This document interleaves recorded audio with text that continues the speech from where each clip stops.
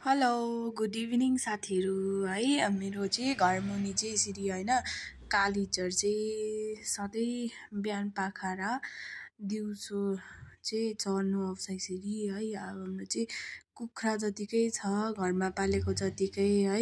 अनि तपाईँहरूको घरतिर पनि आउँछ कि है, आउँछ भने यसो कमेन्ट गर्नुहोस् होला है, कसको घरमा आउँछ। अनि यहाँ चाहिँ अहिले चाहिँ 3टा रहेछ फिलहाल, 3टा। अनि यहाँ अलिक तलतिर चाहिँ एउटा जाँदै थियो, यसले चाहिँ मलाई छिटो देखेर चाहिँ स्पिड भाग्यो ओह्रालो होइन।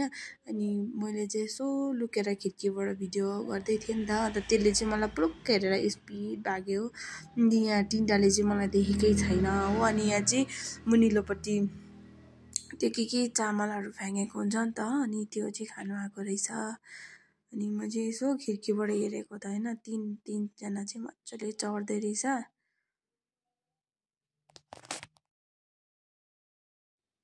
यहाँ चाहिँ 3जना चढ्दै चाहिँ होइन, मलाई यसो देखाउनु पनि मन पर्यो। यहाँनिर चाहिँ यिनीहरू यो 3टा कालीचरो जहाँ चढ्दैछ त्यसको अलिक मुनितिर चाहिँ यो जुन चाहिँ तपाईँले झ्याङहरू देख्नुहुँदैछ नि, रुखहरू सानो सानो, यो चाहिँ तपाईँको यो भन्छ नि फुस्रो अमला होइन, यो फुस्रो आरुचा र यो रातो आरुचाको बोट हो। यो जुन चाहिँ देख्दै गरेको चाहिँ यसमा चाहिँ सानो सानो फुस्रे आरू आइसकेको छ।